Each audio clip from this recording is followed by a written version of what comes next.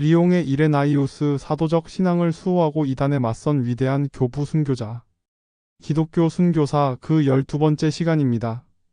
오늘은 2세기 후반 로마 제국의 극심한 박해와 함께 영지주의라는 강력한 이단 사상이 교회를 위협하던 시기에 사도적 전승과 정통 신앙을 굳건히 수호하며 교회의 기반을 다진 위대한 교부이자 리옹의 감독 이레나이우스에 대해 이야기해볼까 합니다. 스미르나의 폴리카르푸스에게 직접 가르침을 받은 그는 사도 요한에게까지 이어지는 영적인 계보를 자랑하며 초대교회의 살아있는 증인 역할을 했습니다. 비록 그의 순교에 대한 자세한 기록은 부족하지만 그는 평생을 진리 수호에 바치며 고난 속에서 믿음을 증명한 고백자이자 순교자로서 오늘날 우리에게도 깊은 영감과 지혜를 안겨줍니다. 탄생과 시대적 배경 사도 시대의 끝자락 소아시아의 서광 이레나이우스는 대략 서기 130년에서 140년경 로마 제국의 소아시아 지방, 오늘날 튀르키의 스미르나에서 태어났습니다. 스미르나는 사도 요한의 제자였던 폴리카르푸스 감독이 목회하던 곳으로 초대 교회의 뜨거운 신앙과 사도적 가르침이 살아 숨쉬는 곳이었습니다. 그는 바로 이 위대한 스승 스미르나의 폴리카르푸스에게서 직접 가르침을 받는 특권을 누렸습니다.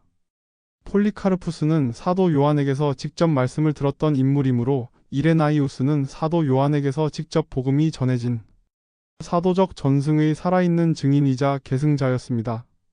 이러한 배경은 그가 훗날 이단과의 논쟁에서 사도적 권위를 가지고 강력하게 정통 신앙을 변증하는 데 중요한 기반이 됩니다. 이레나이우스가 살았던 2세기는 기독교가 로마 제국의 혹독한 박해를 받으면서도 서서히 확장되던 시기였습니다. 그러나 외부의 박해 못지않게 교회를 위협했던 것은 내부의 분열을 야기하는 이단 사상들이었습니다. 특히 영지주의는 그 영향력이 매우 컸으며 기독교의 핵심 교리들을 왜곡하고 있었습니다. 이러한 영적, 물리적 위협 속에서 교회는 자신의 정체성을 확립하고 순수한 복음을 지키기 위해 사투를 벌여야 했습니다. 리옹으로의 여정 서방 교회의 거목 이레나이우스가 어떻게 소아시아에서 멀리 떨어진 갈리아 지방의 리옹으로 오게 되었는지에 대한 정확한 기록은 남아있지 않습니다. 하지만 당시 로마 제국 내의 활발한 인적, 문화적 교류를 통해 그는 자연스럽게 서방으로 이동한 것으로 추정됩니다. 리옹은 2세기 후반에 이미 상당수의 그리스도인 공동체가 형성되어 있었으며 이곳에서 그는 사제로서 봉사하게 됩니다. 리옹은 2세기 후반에 발생한 극심한 기독교 박해로 인해 많은 순교자가 나온 곳이었습니다. 특히 서기 177년 로마의 마르쿠스 아우렐리우스 황제 치하에서 발생한 대규모 박해로 인해 리옹 교회의 감독 포티누스가 90세의 고령에도 불구하고 순교했습니다. 이 박해로 교회의 많은 지도자들이 희생되었고 살아남은 이들은 큰 충격과 혼란에 빠졌습니다. 이레나이우스는 이러한 혼란의 시기에 리옹 교회의 지도자로 즉 감독으로 추대되었습니다. 그는 스미르나에서 쌓았던 깊은 신학적 지식과 사도적 전승에 대한 확고한 이해를 바탕으로 박해로 상처받은 교회를 위로하고 재건하는 데 헌신했습니다. 그의 리더십은 교회가 어려운 시기에도 흔들리지 않고 신앙의 공동체로 굳건히 설 수 있도록 만들었습니다.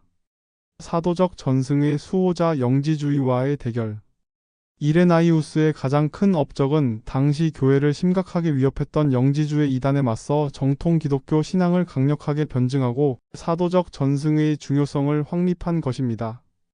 영지주의는 2세기 교회에 매우 큰 위협이었습니다. 영지주의의 위협 영지주의는 그노시스 즉 특별한 영적 지식을 통해서만 구원을 받을 수 있다고 주장하며 물질 세계를 악하고 영적인 세계를 선하다고 보았습니다.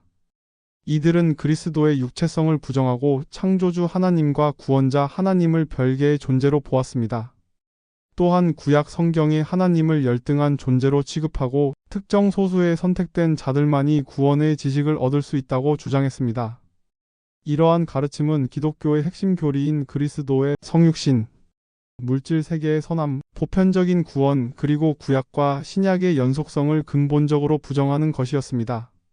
이단에 반대하여 이레나이우스는 자신의 대표작 이단에 반대하여라는 방대한 저서를 통해 영지주의 이단의 허구를 낱낱이 파헤치고 정통 기독교 신앙의 진리를 변증했습니다.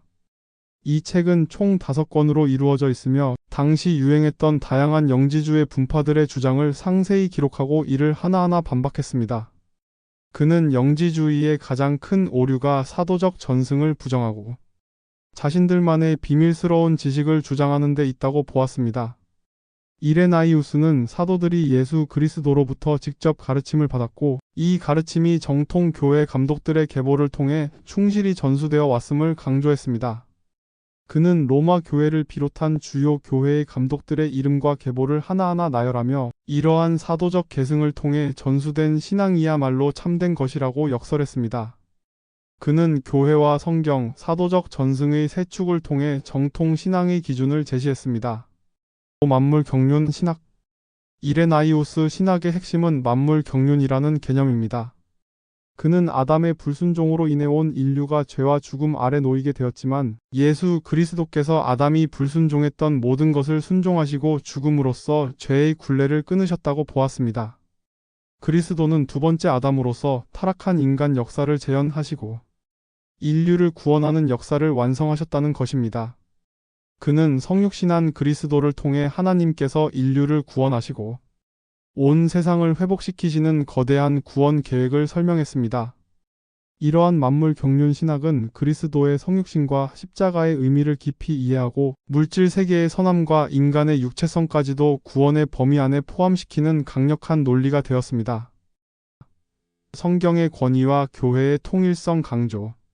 이레나이우스는 영지주의자들이 자신들의 주장을 합리화하기 위해 성경을 자의적으로 해석하거나 변조하는 것에 맞서 성경의 권위를 확립하고 교회의 통일성을 강조했습니다.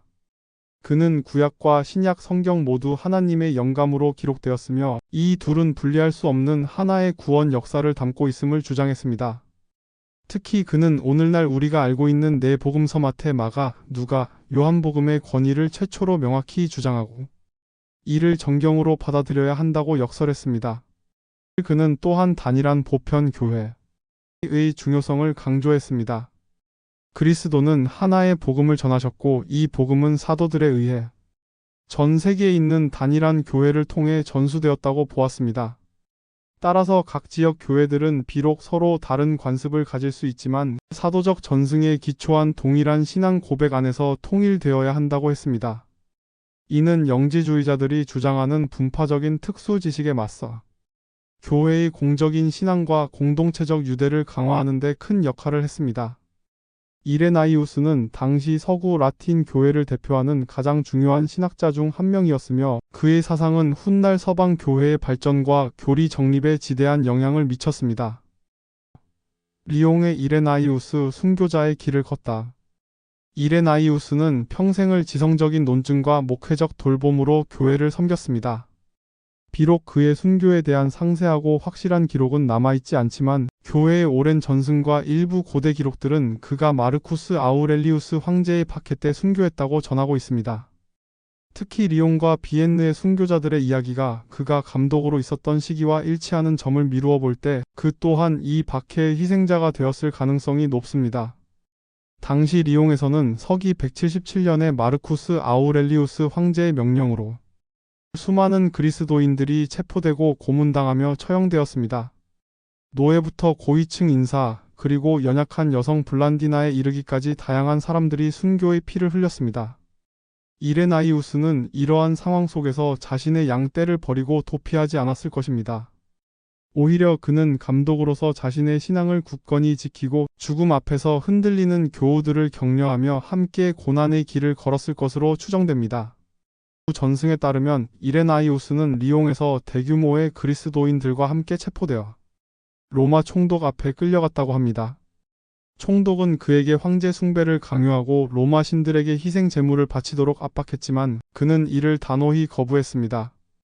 그는 자신의 스승 폴리카르푸스가 그랬던 것처럼 담대한 목소리로 예수 그리스도를 유일한 주님으로 고백했습니다.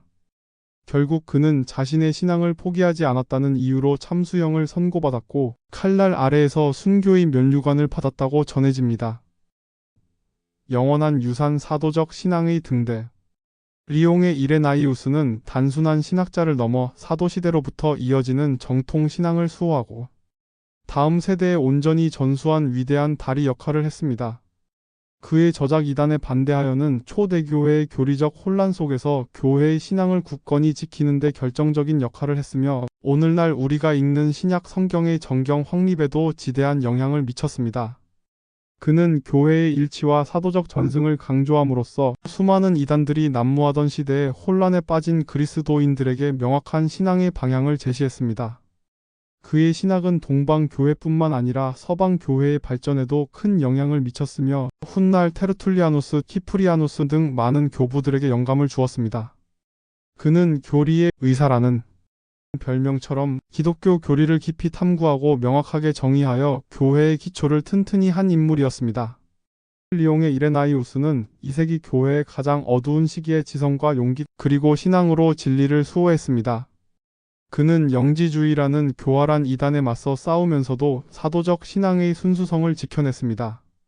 그의 삶은 로마 제국의 박해 앞에서 믿음을 잃지 않고 오히려 고난을 통해 진정한 신앙의 힘을 보여준 영원한 증거가 됩니다. 그의 영원한 유산은 오늘날 우리에게도 이단 사상과 세속적 가치관이 넘쳐나는 시대 속에서 어떻게 진리를 분별하고 흔들리지 않는 믿음으로 그리스도를 따를 것인지를 끊임없이 일깨워줍니다.